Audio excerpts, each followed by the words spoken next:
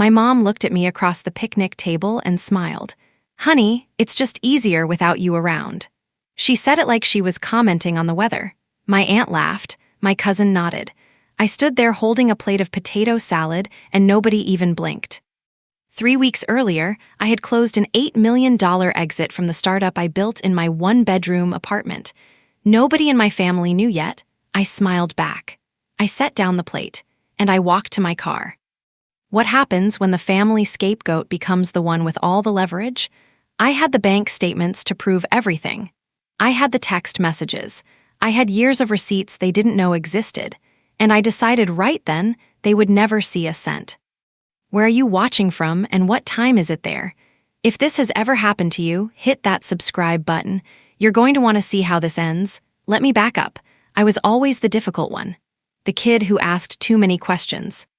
Who didn't fit the mold. My older sibling was the golden child. Straight A's, captain of the debate team, full ride to an Ivy League school, tuition covered by mom and dad. I went to state school, paid my own way. Worked nights at a call center and taught myself to code between shifts. When I joined a scrappy tech startup at 24, my family thought I was wasting my time. "When are you going to get a real job?" my mom asked. My sibling got a funded condo in the city. I lived in a studio with 2 roommates and ate ramen 4 nights a week. But I had something they didn't. A co-founder who told me on day 1, document everything, always. So I did, every text message. Every Venmo request. Every time my mom said, "Can you help just this once?" I kept a record. I had a shared drive, organized by date, backed up in 3 places. 5 years. Equity instead of salary, 80-hour weeks. Building product while my sibling coasted on the family name and my mom's pride. Then the acquisition offer came in. $8.2 million. I signed the term sheet on a Tuesday. The wire hit my account on a Friday. And everything changed. 2 days after that barbecue, TechCrunch published the acquisition news. My phone rang within an hour. "Mom, sweetheart, I just saw the article. I'm so proud of you." Proud, a word I'd never heard her say to me before. She wanted to celebrate. She wanted lunch. Just the 2 of us.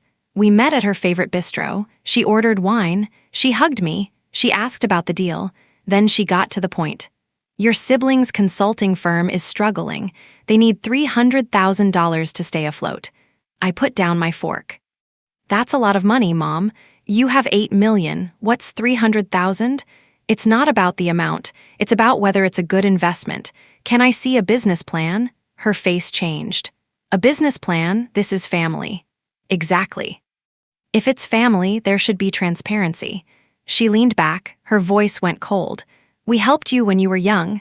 You didn't pay for my school, Mom. I have the loan statements.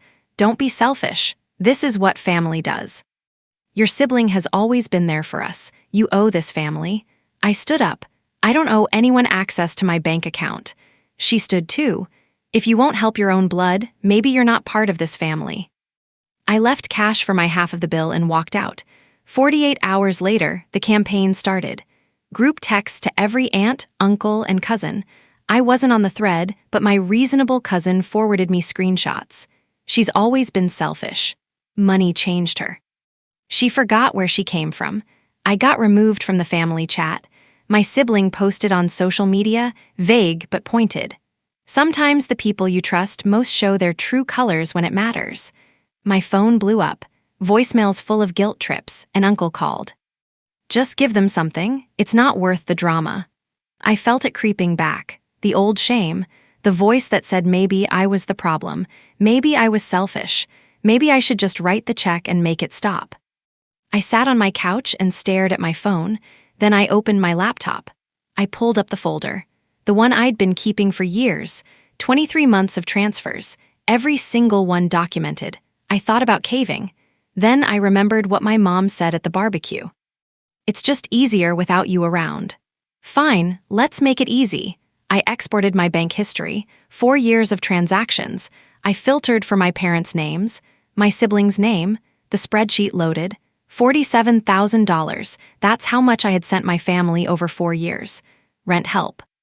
Car repairs, medical bills, emergencies.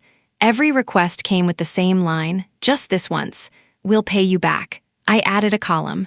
Repaid, every single row, no. Then I pulled my siblings' records. The ones my mom had mentioned in passing over the years, thinking I wasn't listening. MBA tuition, fully funded. $60,000. Condo down payment, gifted. $80,000. 3 business loans from mom and dad. Total, $120,000. All forgiven. I put the 2 columns side by side. Blue for my transfers, red for my siblings. The red column was 5 times bigger. I opened my text thread with my mom, scrolled back 6 months, her exact words, "We've never asked you for anything." I took a screenshot. Time-stamped it next to the transfer log. $47,000, never repaid, that was just the money. The real proof was in the words. 3 days later, they showed up at my townhouse. Unannounced, I opened the door. My mom stood there with my sibling. My sibling's eyes were red. My mom's face was stone. "We need to talk. You could have called." They walked in without waiting for an invitation. My sibling handed me a folder, printed emails, a lawyer's letterhead, a demand letter, unjust enrichment. That was the phrase. They were claiming that my success was only possible because of their emotional and financial support, that I owed them compensation. $500,000. I read it twice. "This is absurd." "It's the law," my mom said. "You benefited from this family. Now it's time to pay it back. You're really going to sue me?" My sibling spoke for the first time. "We don't want to, but you're leaving us no choice." "I'm leaving you no choice? You showed up at my house with a legal threat." My mom stepped closer. "If you don't help, we'll make sure everyone knows what kind of person you really are." I looked at both of them. "You need to leave." "We're not done talking," my sibling said. "Yes, we are. Leave now." They didn't move. I pulled out my phone and called building security. My mom's voice was ice. "You're really going to throw your own mother out? You showed up uninvited with a lawsuit." "Yeah, I am." Security arrived. They left. My mom's last words as the elevator doors closed, "I should have known. You were always cold." I closed the door, sat on the floor. My hands were shaking. Then I opened my laptop again. I had one more receipt, the hardest one. I exported my entire text message archive. 4 years, every conversation. I opened the file and ran a search. Keyword, proud. Messages to me, 0 results. Messages to my sibling in the same timeframe, 47 results. I ran another search. Keyword, love you. Messages to me, 2 results. Both right after I'd sent money. Messages to my sibling, hundreds. I scrolled through the threads. My chest felt tight. Then I found it. A text my mom sent to my sibling. 14 months ago, I wasn't supposed to see it. My sibling had forwarded it to me by accident in a different thread and deleted it 10 seconds later, but I had already screenshotted it. "I wish she had turned out more like you. It's exhausting pretending to care." Exhausting? Pretending to care? I read it 3 times. I time-stamped it. I backed it up to 2 cloud services, and something inside me just let go. I wasn't angry. I wasn't even hurt anymore. I finally had permission to stop trying. I finally knew the truth. Now I just needed to know why, what was really driving this. I hired a skip trace service. Legal, public records only. I needed to understand what was actually happening with my sibling's business. The report came back in 48 hours. The consulting firm wasn't struggling. It was dead. 0 revenue for 11 months. No clients, no contracts. Just a website and a LinkedIn page. But that wasn't the worst part. My sibling had taken out business loans, multiple lenders. Total borrowed $340,000, and my mom's name was on every single one. Cosigner, the collateral, my mom's house, the family house. First payment missed, 60 days ago, default notice already filed. If my sibling's business went under, my mom lost everything. Suddenly it all made sense. The desperation, the lawyer letter, the public shaming campaign, it was never about family. It was about survival, and I was the escape hatch. They didn't want me, they wanted my money, and they were willing to destroy me to get it. I closed the report. I could have walked away. I could have let it all collapse, but I'm not cruel, I'm just done being used. I called a family law attorney the next morning, then a financial planner, 2 consultations, 4 hours total. The plan was simple. Step 1. Send a formal cease and desist to the lawyer who drafted the demand letter. Attach every receipt, bank transfers, text archive, the works. Step 2. Offer a settlement. One time, conditional, not to my sibling, to my mom, enough to refinance or downsize, enough to get out from under the cosign debt, but only if she signed a full legal release.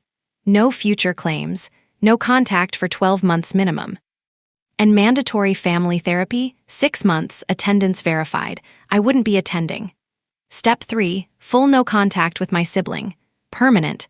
Any further harassment, calls, emails, visits, social media would trigger a restraining order filing. The attorney looked at me across the table. This is fair, more than fair. Are you sure? I nodded. I'm not trying to destroy them. I'm trying to protect myself. Set the boundary now, or you'll be doing this every year. I signed the retainer agreement. The pen felt heavy, but my chest felt lighter. I scheduled the meeting for the following Monday. Neutral location. The attorney's conference room. I didn't tell them I was bringing a lawyer. Monday morning, 10 a.m., I sent a calendar invite. Family meeting important. The address was the law office. They didn't ask questions. They just confirmed. I arrived 15 minutes early. My attorney was already there, documents organized, projector ready. My mom and sibling walked in at 10 on the dot. They saw the conference table. The lawyer, me sitting across from them, my sibling's face went pale. What is this? My attorney spoke. Calm, professional. We're here to address the demand letter your counsel sent and to present clear terms going forward. Please sit. My sibling started to argue. My attorney raised a hand. You're welcome to leave at any time. But if you do, the next conversation will happen through a formal legal response and a countersuit for attempted extortion. Your choice. They sat. The projector turned on. First slide, my bank transfer log, 4 years, $47,000 sent, 0 repaid. My mom's eyes locked on the screen. Second slide, the text archive. Search results side by side. Proud. Love you. The numbers didn't lie. Third slide, the screenshot, the one my sibling had tried to delete. It's exhausting pretending to care. Blown up, 6 feet wide, on the wall, my mom's face went white. Fourth slide, the cosign loan documents, $340,000, her house on the line, 60 days past due. My sibling stood up. This is insane. You can't. My attorney's voice cut through. This is documentation. Sit down or leave. My sibling sat. The attorney slid a term sheet across the table. Here's the offer. One time, non-negotiable. She read the bullet points aloud.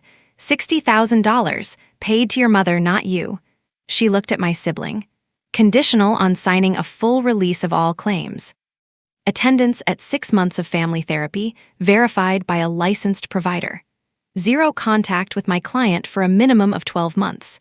Any violation triggers an immediate restraining order filing and nullifies the payment. She tapped the last line. You have 48 hours to decide. My mom stared at the paper. My siblings' hands were shaking. I spoke for the first time. I'm not doing this to hurt you. I'm doing this to survive. I stood up. The clock starts now, and I walked out. My mom signed the agreement on day 2, 46 hours after the meeting. She used the $60,000 to refinance into a smaller condo, downsized, sold the house before the foreclosure could hit. My sibling's business formally dissolved 3 weeks later. LLC terminated. LinkedIn page went dark. I got a series of emails from my sibling. Angry, desperate, blaming. My attorney forwarded everyone to a file. We never responded. 6 months later, my mom completed the therapy requirement. She sent a short handwritten letter. It wasn't an apology. It was an acknowledgement. I see now that I treated you differently. I don't know if I can change, but I'm trying to understand. I read it once. I filed it in a drawer. I didn't reply. The no-contact boundary stood. I used part of my exit to start a foundation. Small, focused. First-generation founders who built something from nothing. People who had to do it alone. No family members on the board. No strings. I started going to therapy myself. Weekly. I learned that family isn't obligation, it's choice. Some of my relatives reached out privately. They asked what happened. I sent a short reply. Factual. Calm. I attached 2 receipts, the transfer log and the text archive. No drama, just truth. Most went quiet after that. My reasonable cousin stayed in touch. We get coffee once a month now. My sibling tried to show up at my office once. 7 months after the agreement. Building security escorted them out. I never filed the restraining order. I didn't need to, they gave up. It's been a year now. I'm still no contact with my mom and sibling. There's no reconciliation arc here, no tearful forgiveness scene, just boundaries, clarity, and peace. The $8 million is invested. Conservative portfolio. I still work. I launched a new startup. Smaller, mission-driven, I live quietly, I sleep well, and I don't feel guilty anymore. Here's what I learned. You don't owe anyone access to your success just because they share your blood. Protect your peace. Document everything. And know that walking away isn't cruel. Sometimes it's the healthiest thing you can do. So here's my question for you. Have you ever had to set a hard boundary with family? What was the line you wouldn't let them cross? Drop it in the comments. I read every single one. And if this story helped you feel less alone, hit that subscribe button. You're not the villain for choosing yourself. One last thing, this is a fictionalized dramatization for educational and entertainment purposes, not legal or financial advice. Consult professionals for your specific situation. Thanks for watching.